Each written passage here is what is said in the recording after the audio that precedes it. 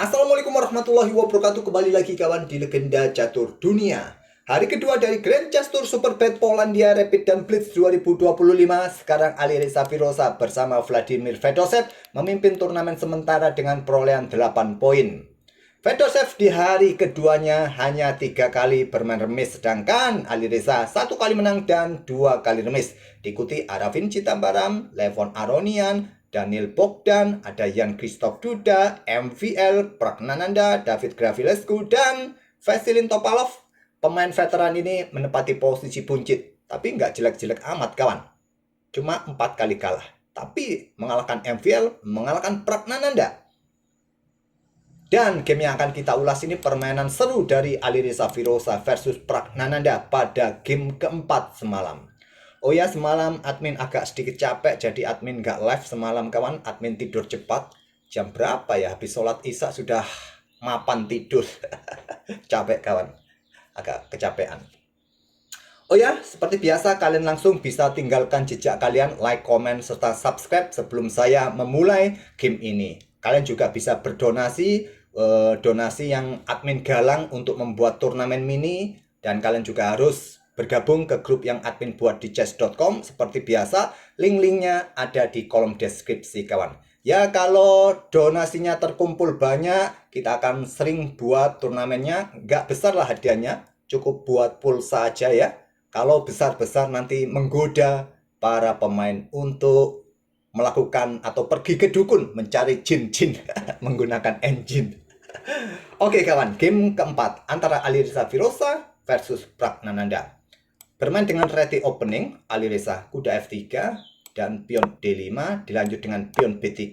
Berubah ke bentuk permainan Nimzo Larsen attack. Pion C5 langsung untuk mencegah pergerakan pion D4.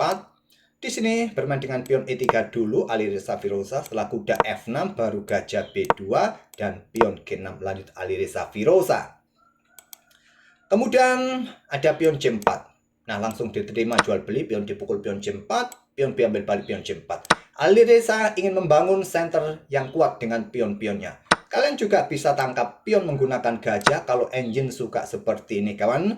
Mungkin hitam akan gajah G7, tentu saja kalian rokade, dan bisa melanjutkan dengan pion H3 untuk kontrol peta G4. Mungkin hitam akan kembangkan kuda C6. Tapi Alireza memilih dengan pion B ambil balik pion C4. Setelah gajah G7, Alireza gajah E2 terlebih dahulu, rokade kedua pemain, dan Pragnananda melanjutkan dengan pion B6. Untuk perkuat rantai pion, berikan tempat bagi gajah di diagonal terang panjang. Pion D3. Nah, ini langkah yang admin nggak suka dari Alireza Firoza. Bermain dengan pion D3 saja, sepertinya Alireza ingin menunggu apa respon Pragnananda. Ya, tentu juga berikan tempat bagi pengembangan kuda. Tapi engine juga menyukai langkah pion D4. Ya, saya suka juga dengan langsung dobrak saja peta D4 kawan. Tapi ya, Grandmaster macam Alireza ini punya taktik, punya ide, punya maksud di balik batu bermain dengan pion D4. Kalau seperti ini, pion C pukul pion D4, kuda yang ambil balik atau menggunakan pion terserah kalian. Mungkin untuk bangun center yang kuat dengan pion bisa kalian ambil balik menggunakan pion E. Setelah gajah B7 di sini mungkin keluarkan benteng kah ataupun kuda C3, kuda B2, terserah kalian.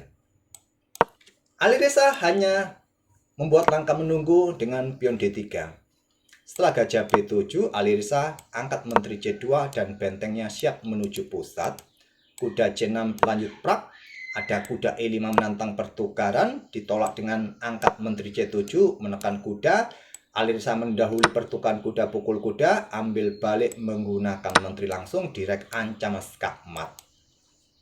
Gajah F3, menteri mundur ke C7 lagi, kemudian kuda D2 untuk jaga gajah di peta F3.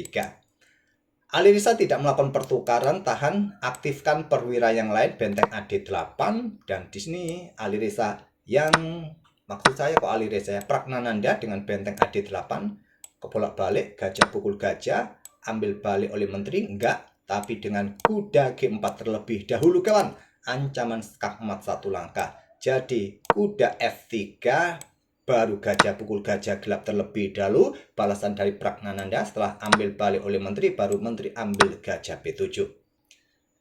Benteng FD1 perkuat posisi pion pusat, ataupun juga kalian dobrak dengan pion D4, sudah saatnya juga bisa dilanjutkan oleh putih. Tapi memilih dengan benteng FD1, kemudian angkat benteng D6, sekarang pion A4 kawan. Siap ya, nanti dorong-dorong untuk memperlemah pion ini. Di sini ada benteng FD8 menekan pion, benteng A3 terlebih dahulu, geser juga nanti ke lajur B. Pion A5, benteng B3, kemudian kuda mundur lagi ke peta F6, lanjut Pragnananda. Apakah lompat-lompat nanti kawan? Nggak tahu lompatnya kemana. Dan di sini pion H3. Kontrol peta G4, berikan ruang pergerakan bagi raja, juga sembari menunggu respon Pragnananda. Menteri C6, lanjut Pragnananda, ada kuda E5 serang menteri, menteri mundur lagi ke C7, kemudian ada benteng bergerak ke B1 untuk menekan pion ini 3 kali. Kuda D7 jaga pion menantang pertukaran kuda, Alireza menolak dengan langkah kuda G4, awas hati-hati ya pada diagonal ini, ancamannya bisa skakmat. Jadi kuda kembali ke F6, mereka berdua membuat langkah-langkah yang berulang, akhirnya kuda ini ditarik mundur ke peta F3 oleh Alireza Firoza. Benteng C6, kemudian ada benteng B5. Menteri naik ke peta D6, kembali menekan pion ini kawan, menteri C3, backup pion, dan menteri kembali ke C7. Masih cukup sulit kawan, kita berada di langkah ke-29, kontrol waktu Alireza sedikit lebih cepat ya. Masih punya 8 menit 44 detik, Alireza 5 menit 20 detik. Benteng 1 naik ke peta B3, kemudian kuda B8. Di sini lanjut Alireza Firoza. Kok Alireza Firoza lagi? Pragnananda. Menteri keluar ke E5, ups salah, maksud saya menteri putih keluar ke peta E5 menantang pertukaran, blokade dengan benteng D naik ke D6, dan Alireza geser menteri ke peta G3. Mungkin diikuti dengan kuda kah untuk menyerang nanti kawan? Kita lihat saja. Jadi kuda ini dibawa kembali keluar ke D7, siap backup peta F6, peta H7 nanti. Kuda D2 ternyata. Di sini kuda F6 berikan tempat bagi pergerakan benteng. Nah, langsung kuda ke F3 lagi kawan. Menteri mundur ke D8 menekan pion yang di sini ada kuda ke E5 lagi. Lanjut Alireza Firoza sembari serang benteng, lindungi pion. Masih cukup sulit kawan. Benteng C8. Ada menteri keluar ke peta F4, lanjut Alireza Firoza, menteri C7, dan akhirnya Alireza mulai dorong pionnya, pion G4, dan targetnya adalah peta F7. Jadi benteng F8, lanjut Pragnananda, baru sekarang pion D4. Pion C pukul pion D4, pion E ambil balik pion D4 kawan. Kuda D7 menantang pertukaran, akhirnya cop menekan pion di sini. Dorong maju pion di sini, ada dorong maju pion di sini. Langkah kesalahan pertama yang kita temui di game ini kawan. Terbilang cukup tinggi. Keakuratan permainan mereka berdua, Alireza sebesar 97,2%, sedangkan Prak 93,6%. Masih terbilang tinggi buat hitam. Apa langkah terbaiknya di posisi ini? Langkah terbaiknya bisa bermain dengan langkah benteng ini keluar lagi kawan, peta C8. Oke, tapi memilih untuk menantang permainan terbuka dengan pion E6.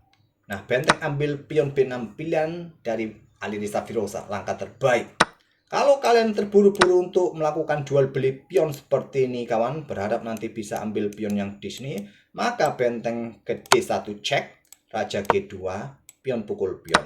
Ya masih imbang lah, cuma sekarang giliran hitam punya tempo ya. Oke, langkah terbaik dengan benteng ambil pion B6. Di sini benteng pukul benteng, ambil balik, pion E ambil pion D5. Sudah saatnya pion ini didorong. Tapi melakukan pertukaran. Kalau ini didorong, langkah terbaik menteri ke peta E7. Tapi kalau mau milih dorong-dorong ya, dorong-dorong ya dorong terus.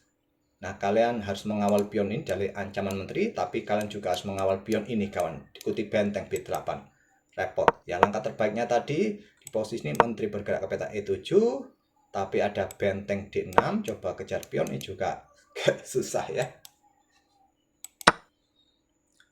Oke, tapi Alireza memilih simplifikasi pertukaran, ambil balik, dan ada benteng B5, Menteri A8 tetap menjaga pion H4. Di sini ada benteng E8, Raja H2 untuk menghindari serangan baris belakang. Kemudian Menteri E4 menantang pertukaran, Raja G3, Menteri ke H1. Di sini Menteri F3 menantang pertukaran, Alireza Firosa, Menteri G1 cek. Raja H3. Bagaimana kalau keluar saja ke F4 kawan? Cukup berbahaya ya. Mungkin ada pion H6, ruang pergerakan raja akan dibatasi, dia dalam posisi terekspos, kurang nyaman.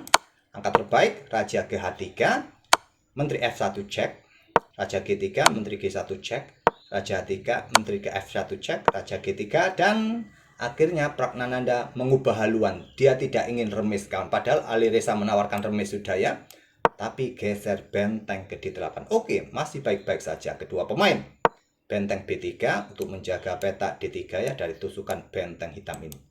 Menteri G1 cek, Raja H3, dan di sini mestinya ya mondar-mandir sajalah, cak cek. Remis sudah cukup buat Pragnananda. Tapi Pragnananda masih ingin keluar menyerang, ingin menang kawan. Yaitu benteng D4 dia mainkan blunder. Dan Alireza menemukan jawaban terbaik dengan benteng B7 ya, potensi skak emat kawan. Ada Menteri F1 cek. Nah, Raja H2 sudah tidak ada cek lagi. Menteri keluar ke C4, jaga peta F7-nya. Setelah Menteri F6, diikuti benteng baris belakang skak emat kawan. Di sini Pragnananda menyerah.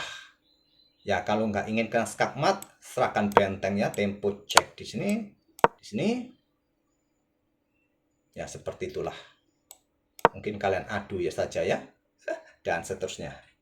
Oke, itulah permainannya Alireza Firosa yang mengalahkan Pragnananda pada game keempat di hari kedua semalam, yang membuat posisi Alireza bisa menempel ketat Vladimir Fedosev di posisi puncak klasemen sementara sampai hari kedua turnamen Grand Chess Tour seri pertamanya Polandia Rapid dan Blitz 2025.